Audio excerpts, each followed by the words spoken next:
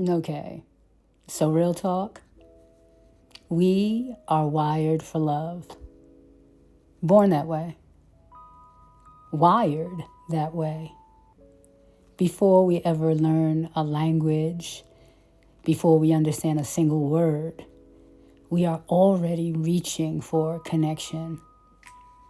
There's a term I fell in love with during my training, kama muta. It's the sudden warm rush that you feel when you witness or experience closeness, like tears at a wedding, or that lump in your throat watching strangers help each other. That feeling of being deeply moved. Researchers use it to describe how deeply humans are built for communal bonding. It's not a nice to have, it's wiring. But then something happens to us. Somewhere between being born for love and growing into adulthood, most of us inherit a wound, intergenerational trauma, unhealthy ways of loving passed down without anyone meaning to pass them down. And from that wound, most of us go one of two ways. Some of us decide we don't need anyone. We become ultra independent. There's real strength in that.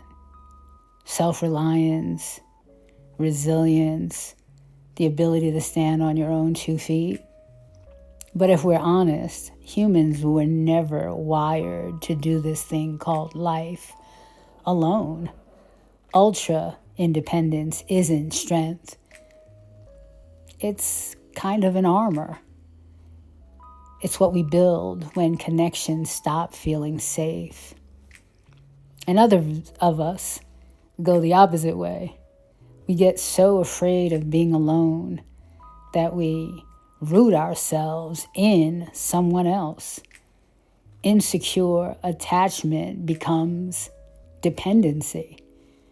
Our whole identity gets wrapped around being connected to someone, anyone. We need constant validation. We lose ourselves trying to be filled up by someone else's presence. Underneath it, there's an emptiness. And the dependency becomes the only thing that makes life feel like it means something. But there are other ways to relate. I believe as we evolve as a species, we'll find even more of them. The one I want to talk about today, the one I think we're finally ready for, is interdependence. Interdependence. So what does that mean? Interdependence means we don't lose ourselves in each other. We realize we thrive in connection, but our wholeness stays at the center. We show up as ourselves, not as a fragment of someone else. That's what allows us to actually grow, to actually love, to be authentic with each other instead of performing for each other. And here's the thing. This isn't a new idea that I'm talking about.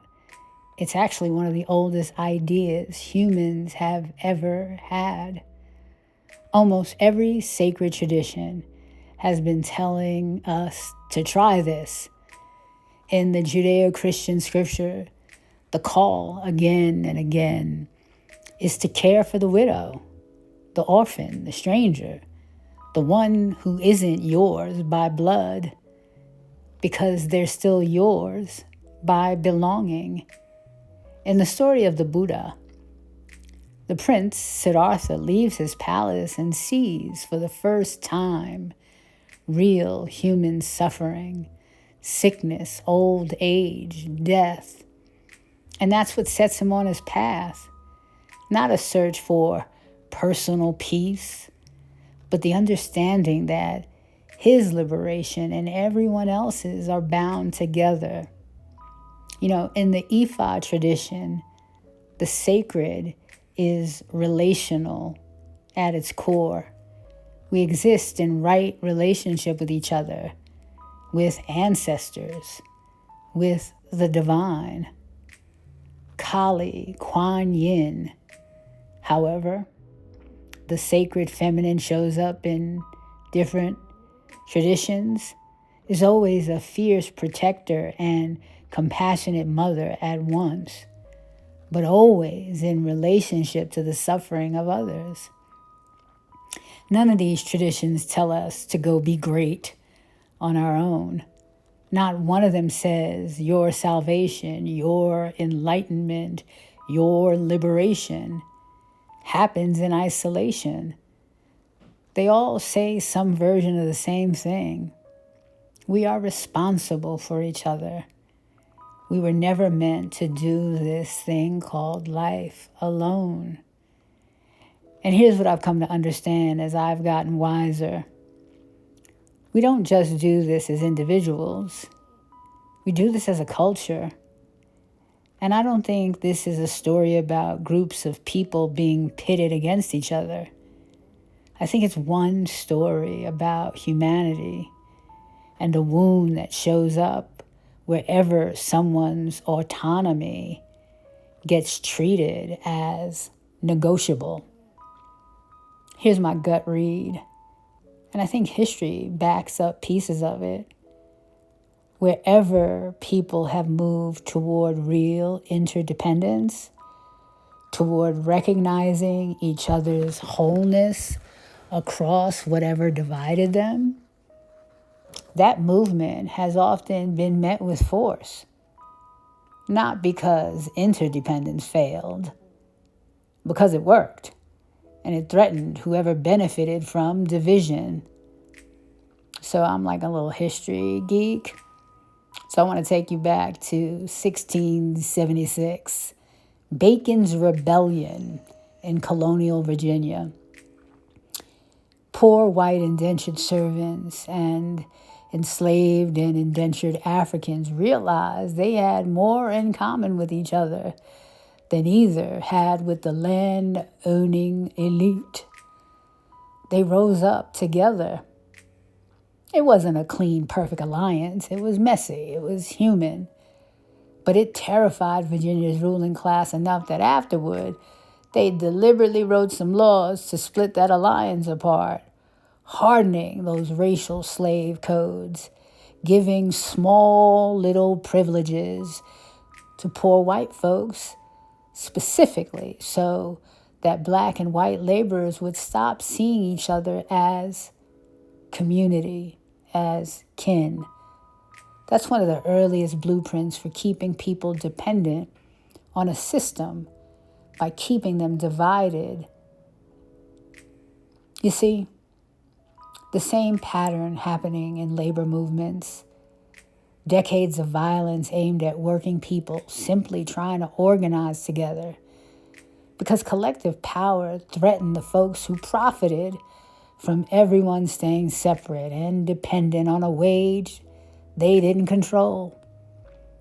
You see, it even happened in the suffrage movement when some white women fighting for the vote drew a hard line between themselves and black women, choosing a narrower, safer independence instead of fuller interdependence. That's the uglier side of independence. Not self-reliance, but self-protection through separation. Native children were taken from their families for nearly 100 years, sent to boarding schools, not just to educate them, but to strip away their way of life that was so often deeply interdependent. And even today, most reservation land isn't owned by tribes outright. It's held in trust by the federal government. And then across the ocean, several African nations that are called independent still operate under financial arrangements that was set up during colonization and still required to keep a share of their currency reserves with their former colonizers. Some call it a colonial tax. Others call it a stability guarantee. Either way, it's worth asking what independence really means when someone else still holds the terms. And whenever communities in the U.S. build something whole and self-sufficient, like Tulsa's Greenwood District, Rosewood, Florida, thriving Black neighborhoods in Atlanta, or when you saw an elected biracial government in Wilmington, North Carolina, or sharecroppers organizing for fair pay in Elaine, Arkansas, that wholeness was often met with fire. So, I don't say any of this to draw lines between us. I say it because underneath every one of those stories is the same wound, wearing different clothes. Whenever you stifle someone's voice, quiet their cry for liberation, take away their freedom to be fully themselves, you're saying that autonomy isn't real, that it's dependent on you.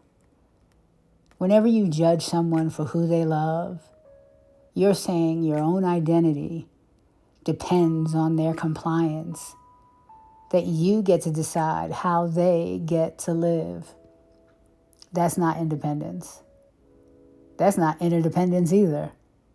That's control wearing the costume of strength.